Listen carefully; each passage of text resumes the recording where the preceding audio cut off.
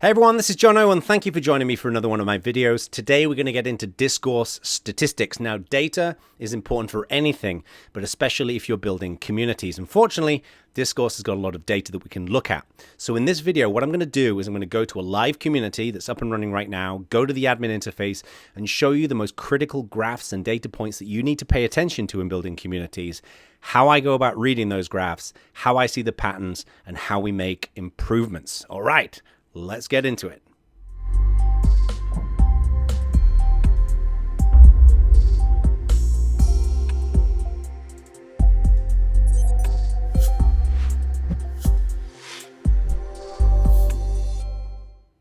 All right, folks, welcome. As usual, if you like this video, hit the like button. If you would like to listen to more of my meaningless drivel, then you can hit the subscribe button. So data. Data is so important in everything that we do because if we don't measure it, we don't improve it, okay? I don't care whether you're building communities, whether you're learning how to play the guitar, whether you are doing email marketing, whether you're learning how to barbecue. If we measure what we do and we pay attention to what we do and we make changes based upon what we see, then we gradually get better and better and better. Now, the good news about Discourse is that there's a ton of data that's wrapped inside of it, okay?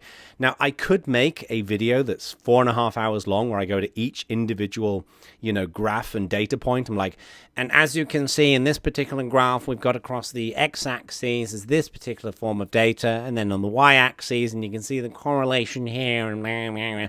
That would be an incredibly dull, boring, and very, very long video to make, okay?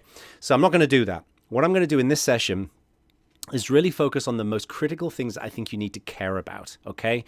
We don't have to care about all of the data that's available in any platform. In fact, there is a problem today with data fetishism, where people want to track every conceivable metric, and frankly, it's a complete waste of time. The metrics that I decide to look at in Discourse are based upon the questions that I've got. How many people are coming? What is the quality of the engagement? Are people getting good responses quickly enough? Are we forming a range of solutions that can be indexed on the internet? Those kinds of questions, okay?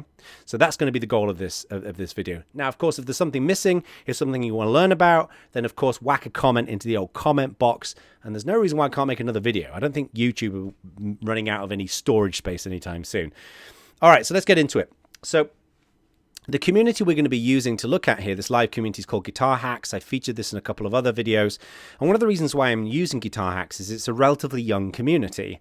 It's about a month old. And I'll get into a little bit more detail about that in a second. But, I think a lot of people are going to be watching videos like this about how to look at the data, maybe have younger communities, okay? You might not necessarily have a community that's been around for 10 years. So I thought that having something that's a bit younger will kind of correlate a little bit more with what most of you are going to be looking at. But in reality, it doesn't matter. I don't care whether you're looking at the data for 50 users or 5,000 users. It doesn't dramatically change the game because this isn't about the number of users. It's about how we read that data, how we analyze it, how we look for patterns, and then how we make decisions based upon what we're seeing, okay?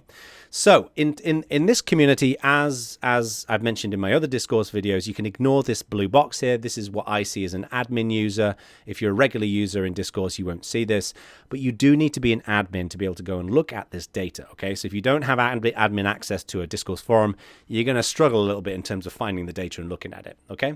Now, you could conceivably, if you want, have your admin mail you screen dumps of the admin data, once a week or once every couple of weeks. But I actually don't want you to do that. I want you to get into the habit of going there every day to look at the data because that's really important, building a habit around how we evaluate things, okay? All right, so let's go to the admin by clicking on the burger menu and clicking on admin, and this takes me to the admin interface. Now, the first graph I want to look at here is called community health. Is called consolidated page views. I was staring at something else.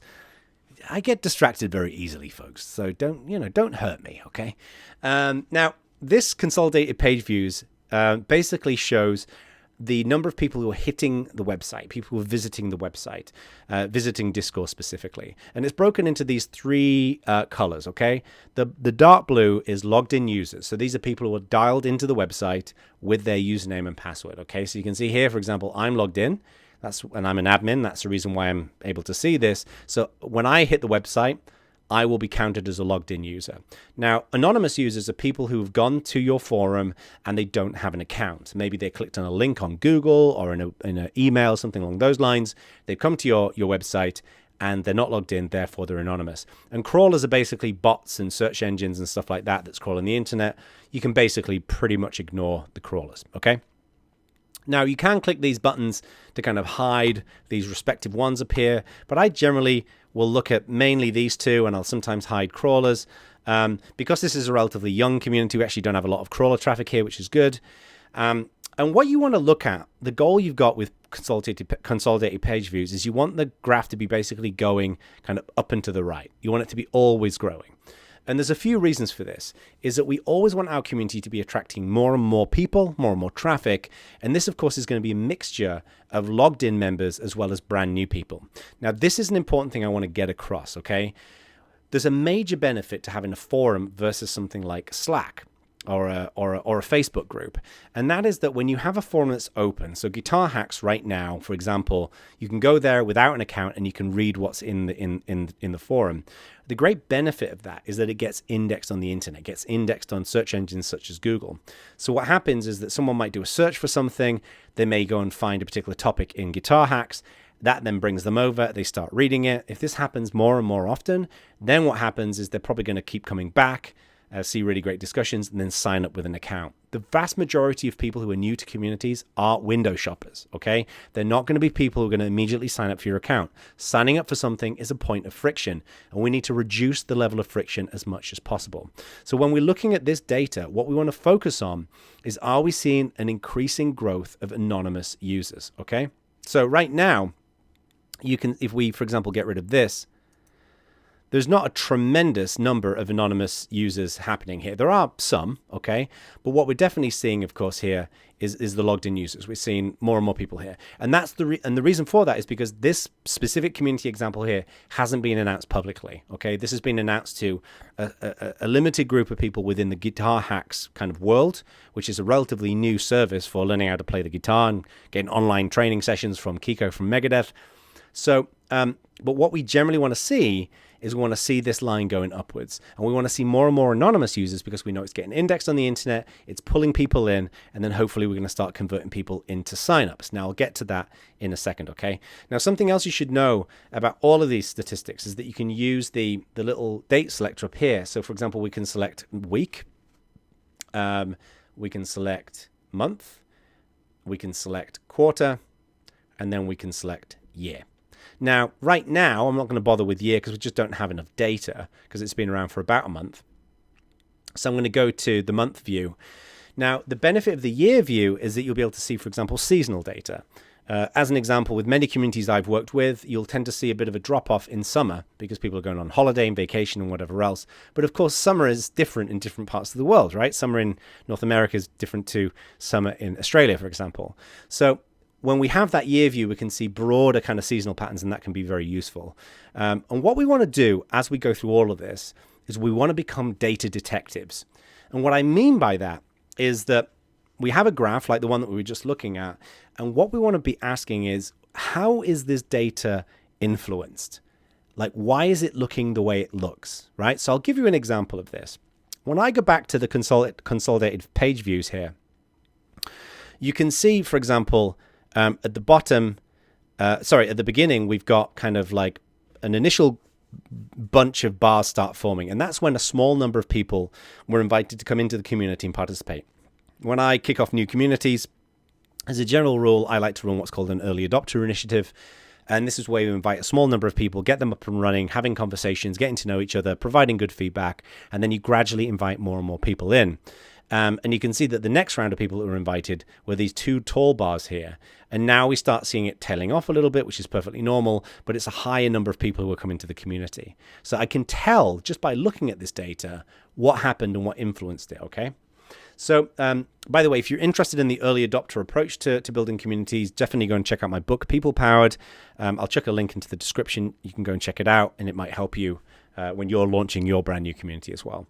So we want to see overall this climbing up to the right, but we want to be evaluating, like, what are we seeing? So, for example, we saw this drop down, and it settled out a little bit, but you see how with these bars here, I wish this thing would go away, this bouncy thing.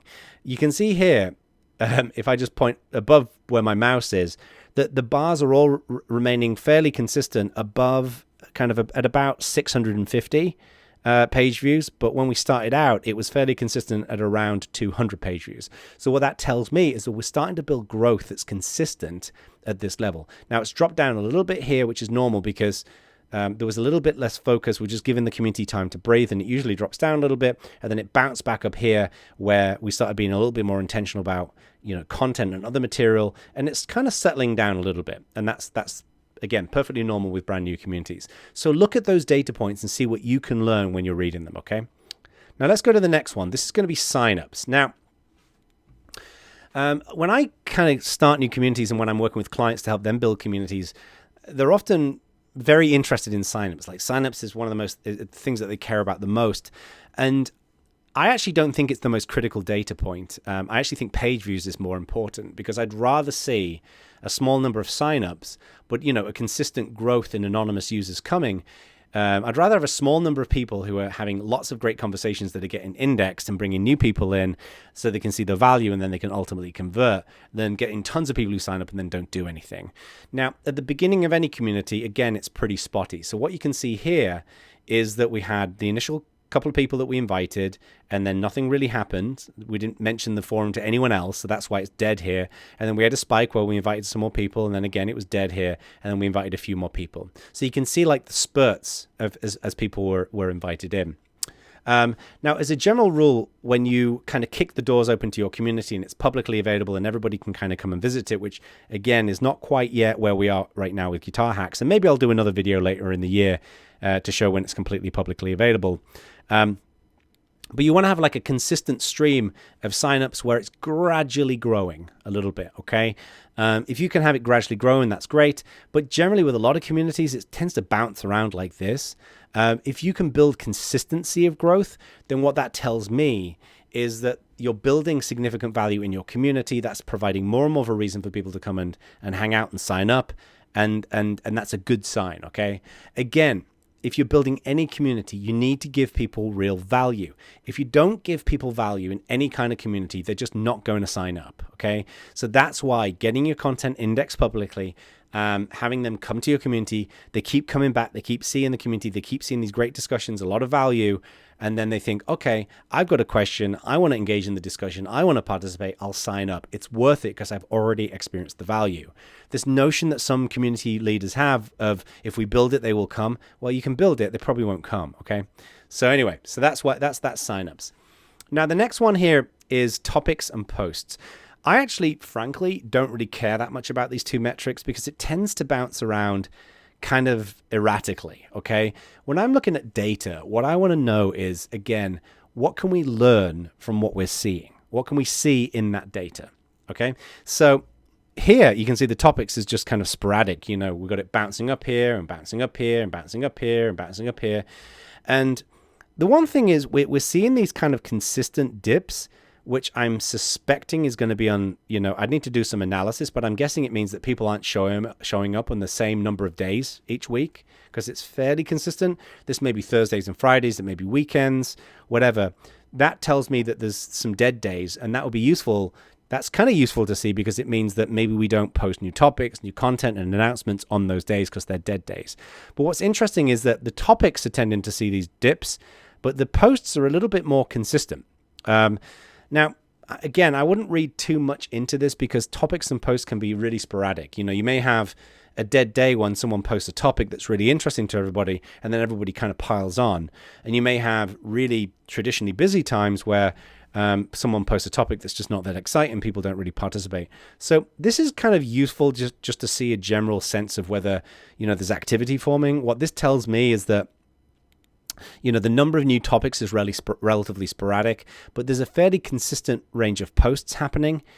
More and more people are adding posts, certainly more so than topics. So that would tell me that people feel very comfortable replying to things, but they feel a bit weird about kicking off new topics, which I think is fairly new with many communities. People feel a little bit nervous and shy about posting new things. So I would expect that that's going to continue, and this will actually kind of just gradually see some more growth, okay? In fact, what we can do is let's go to quarter and let's take a look. So yeah, we're kind of seeing this, again, this big lump here, and it's gradually growing, but it's growing more consistently with the posts, okay? And again, with the signups, we're seeing kind of relatively consistent growth, but it's taken a nosedive recently. All right, let's go back to month view. All right, so the next one I want to cover here is DAU MAU. Now this, for me, is possibly one of the most important statistics that I care about. Now, DAU MAU is basically the number of daily users divided by the number of active users, or the number of active monthly users, okay? And what you want to do is pay attention to this, because what this tells us is the stickiness of a community member. Now, what I mean by that is, let's say you've got 100 people, right? In the vast majority of communities, a smaller number of the entire user base will be very active, and they will generate the discussion and conversations that most of the other people will kind of just watch. A lot of people will just kind of sit in the sidelines and watch and enjoy the conversation and maybe like something here and there, but they won't actively participate. This is very common with the vast majority of communities, mailing lists, all kinds of different things. So what DAU MAU tells us is what proportion of your overall community is active on a consistent manner.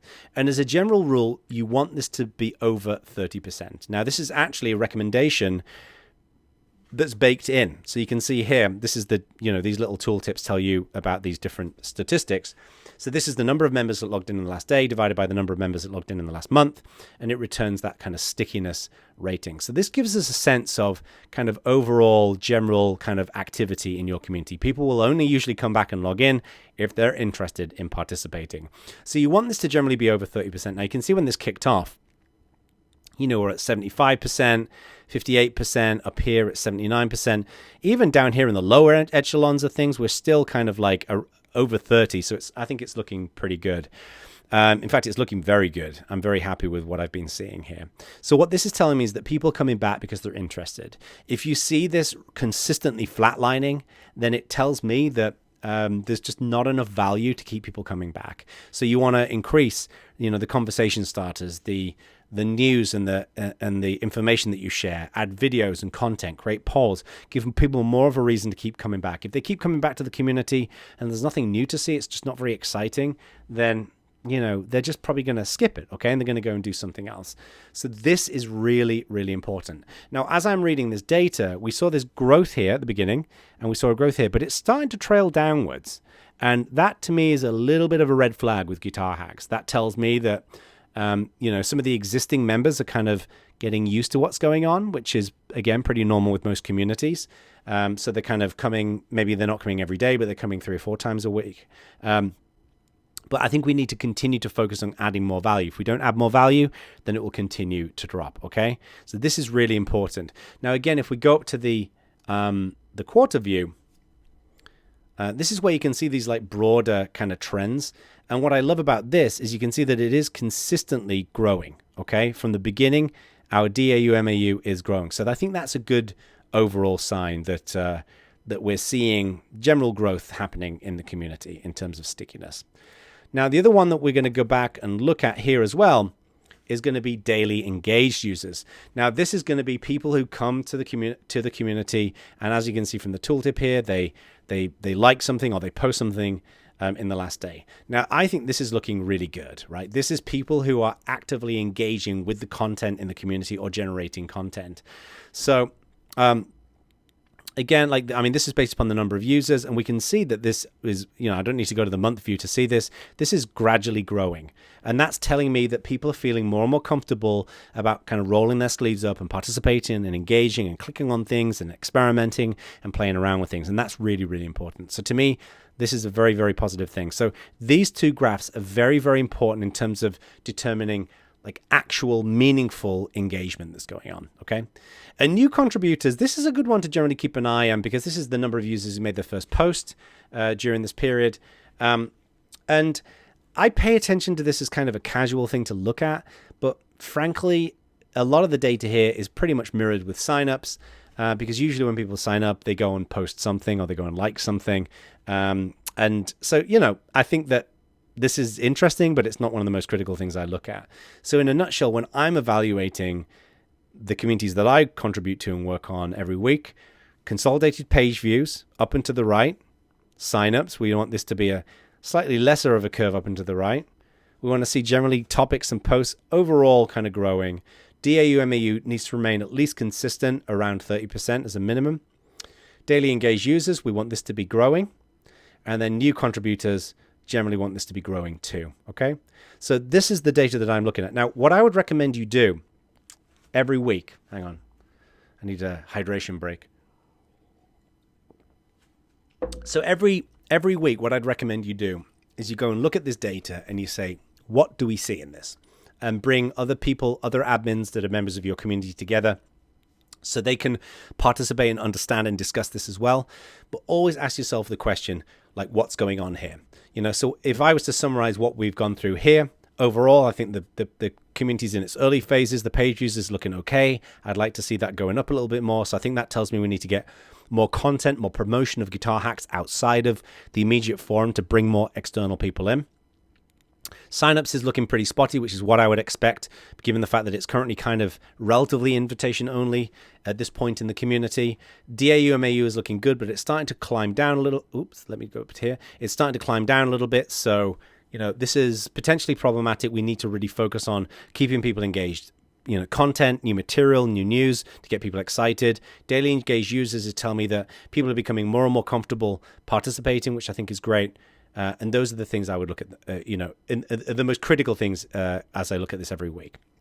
All right, so now I want to go to our reports. Now, if you click on this little button over here, reports, these are all of the other data points that you can see that Discourse offers. And there's an absolute load of them, okay? So the number of admins that have logged in, the number of new page views by people who are not logged into the account, people who are bookmarking things. You can look at the number of emails that have been sent, the number of flags, for example, which is when people mark something as potentially inflammatory or offensive, something that needs kind of moderator attention, the number of likes, the number of people are logged in. There's all kinds of things. I'd encourage you to just go and play.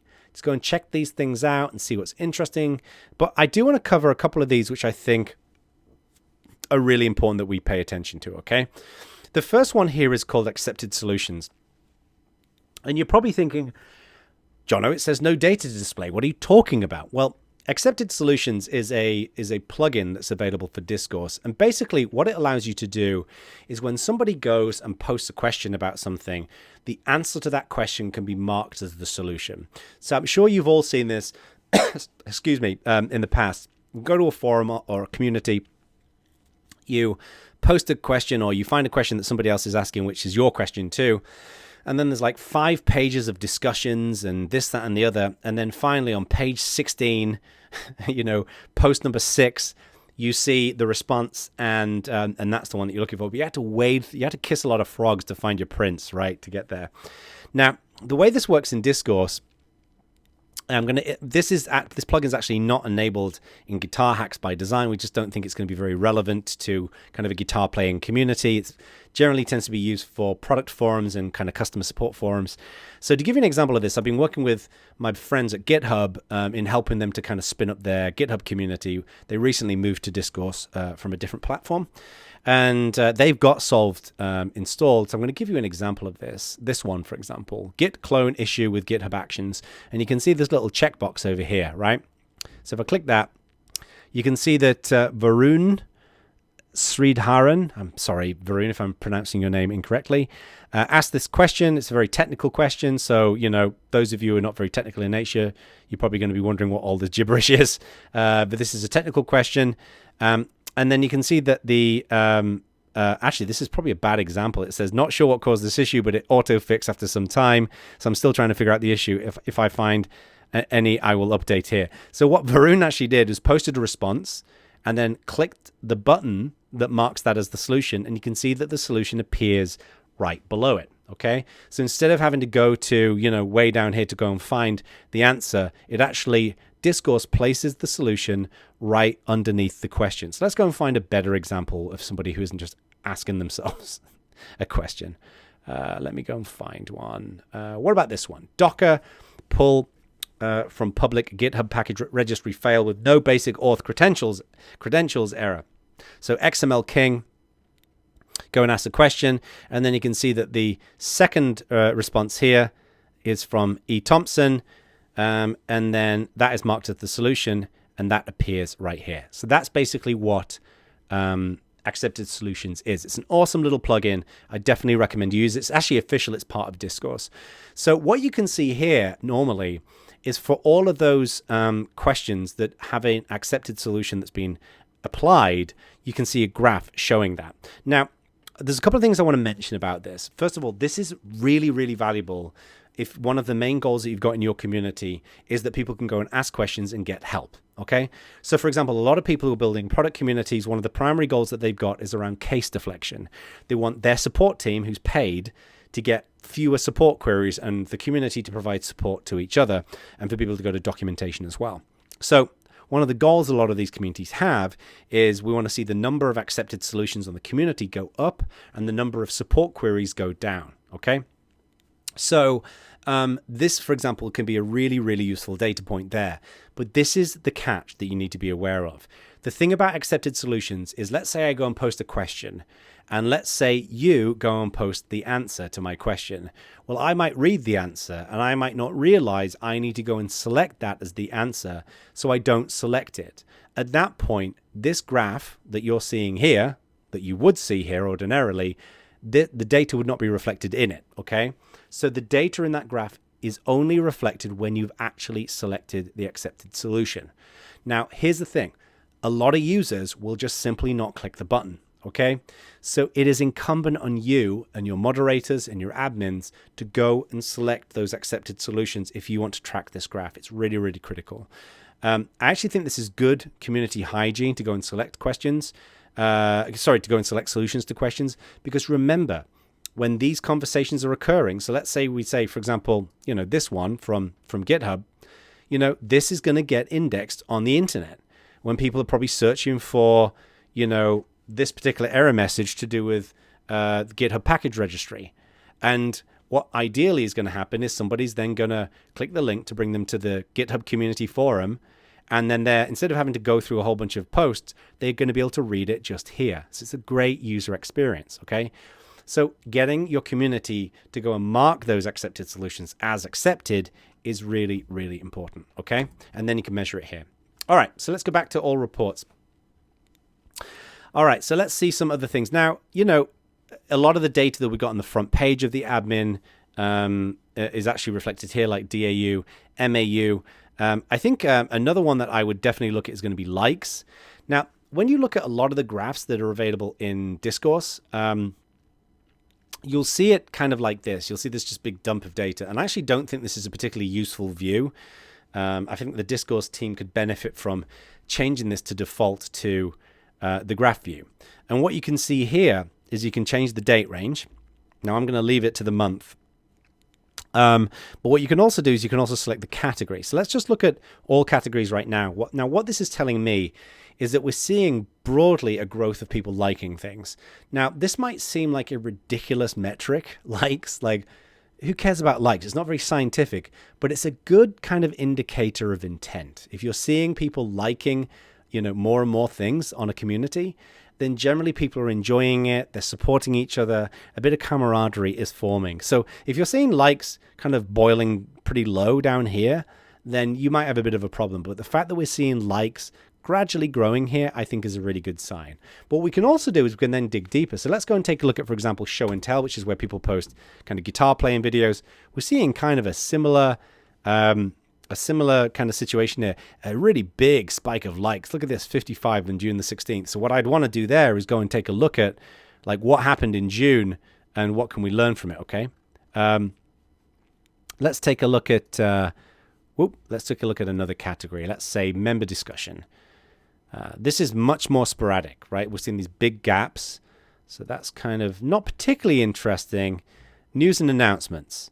Now, this is where we're seeing it's very, very sporadic because there isn't news posted to the news and announcements very often.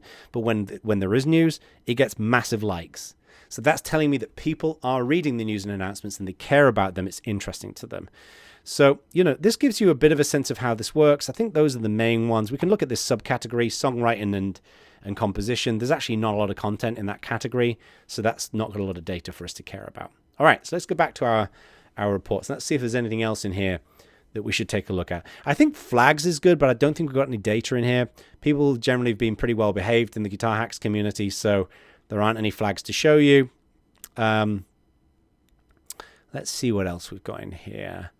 You can even get really granular things like post edits. Like this is actually showing people who are doing post edits as opposed to the actual data. But this gives you a sense of are people editing their posts very often? Not particularly useful.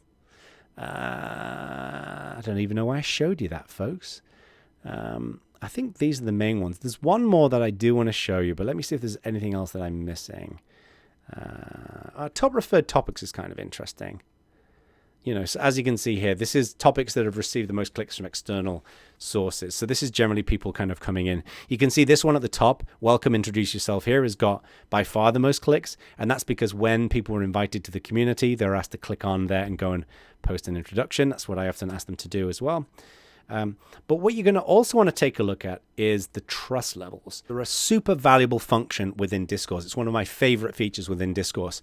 Now, the basic gist of it is that if you've got a community of, let's say, 100 people, you want to be able to understand who of those people are more active, who of those people are less active, and then how can we motivate and encourage the people who participate and encourage them to mentor people who are newer in the community. That's how we build scale, okay? You can't possibly build a community that becomes, thousands or tens of thousands or hundreds of thousands big, and you have a personal relationship with everyone. It's just not going to work. So what we want to do is we want to bucket people into different levels of active participation and then encourage those people to support those other people who are kind of newer on their journey. And that's what trust levels are all about. So for example, if I go back to the community and go to the admin, down here, you can see we've got users per trust level. Now, the way this works in Discourse is you've basically got trust level 0, 1, 2, 3, and 4. Now, 4 is a manual one that you get added into. So we're going to kind of ignore that. We've got one person in there, and that's an admin. Trust level 0 are people who've it's like the equivalent of someone just showing up and knocking on your front door. You don't really know them. You don't know whether you want to open the door. You don't know if you trust them, but they're there, right? And then what they do is they meet a small set of criteria. They kind of read the community a little bit. I think they may need to post something and maybe like something, and then they go up to trust level 1. Now, with brand new communities in Discourse, and this is where Guitar Hacks fits in, they're automatically put into trust level 1. And the reason for that is that when you're at trust level 0, usually you have restrictions in terms of posting too many links or images or things like that, primarily intended to avoid spam. So it puts people, the first 50 or so people, into trust level 1. And then once you get over 50 people, then everybody after that is going to join at trust level 0. Okay, so that's typically the way it works. So we've got 40 people currently in trust level 1. Now, when people have participated some more, they've maybe, I think it's like they've visited at least 50% of the time that they've been registered, not necessarily in a row. They've posted a whole bunch. They've liked some things. They've filled in parts of their profile. You can configure the requirements for this. They'll go up to trust level 2. To get to trust level 3, there is a significant amount of work required. Now, I'm going to do a separate video on this because I think trust levels is a super powerful feature and it's really, really interesting and exciting. But that's the basic overview of it. So you can see here that we've got about a quarter of people have gone up to trust level 2, which I'm actually really proud of. I think that's a great number. That shows me that we've got a small but really motivated community. Okay, and I can click on this number here and we can see exactly who these people are. And I recognize all of these usernames. They're all super active within the community. So what we can do is if we go to reports, we can go to the trust level growth report up here. And when we click on that, this will actually show us the transitions, how many people reached a new trust level. Now, obviously, this is not particularly exciting because we've just had people going into trust level 2 because the community hasn't been around long enough really to get people into trust level 3 yet. But this will gradually show kind of the flow of people going from one trust level to another trust level. And it's a really, really valuable metric to look at. Now, before I wrap up this video, I know it's pretty long, but I want to cover a couple of other things that you should look at when you're evaluating your community every week. And this actually is public. So if you go up to the burger menu and you click on top, what this is going to tell us is what are the top topics in the community. Let me get rid of me. That people are reading, that they're participating in. Okay, so you can see here the top one of all time, because this is to the month, is the community call with Kiko. So this is when we kicked off the community, and we basically invited a bunch of our early adopters. These are a lot of the people here are actually in Trust Level 2 now, and we had a call with Kiko, right? So, you know, there's Giorgio, there's Kiko, there's me, and these people are all hanging out, and it was a really good conversation. So we did a recap of this. We thanked the people who kind of showed up, and it was a lot of fun, okay? So that's basically the top one. And it's not surprising, you know, that this is pretty popular. You can see a bunch of people liked it, a load of people responded to it. Rock and roll. Now, what I look at when I'm looking at these topics is, what does this tell me? You know, again, like, what is the data trying to tell me? So, for example, anything with Kiko is popular, right? If we do more things with Kiko from Megadeth, we're probably going to be very attractive. I can also see, look at the categories: show and tell, show and tell, show and tell, show and tell. People love watching other people's videos and recordings, right? So, for example, this one is just a video of Arnaud playing, and people love to like them and kind of go in here and respond and provide feedback. It's awesome. Like, everyone gets their little stage time, okay? I can also see, if I look through this, the news and announcements is pretty popular, right? So we've got the news announcements here, news announcements here. So this is telling me what kind of content's interesting. And that's really important, because then that will dictate what future content you should post to your community. Now let's also go up here and click on users. And this will give us a bit of a sense of who are the most active users. And this is kind of, it depends on how you want to structure this. Now, usually it is, by default, it is by the number of likes received. So it's kind of a simple way of evaluating this, but it works surprisingly well. Whenever I look at most Discourse forums and I see who is in the top list of this, then these are the people usually the most active, kind of passionate members of the community, and we can kind of see that here as well. So anyway, so that's it. Those were the key things I wanted to cover. I didn't want this video to be too long. If you've got if you've got questions about anything I've covered today, please go and put it into the comments. I love to go and answer questions. If there's data that you want me to go and cover and focus on that I didn't cover, then go and let me know in the comments. I can record new videos. If there's other ways in which you look at the data, in which you kind of evaluate things, go and pop that in there. And as I mentioned at the beginning, please drop a like on the video, please hit subscribe, and I'll see you some other time. Thank you.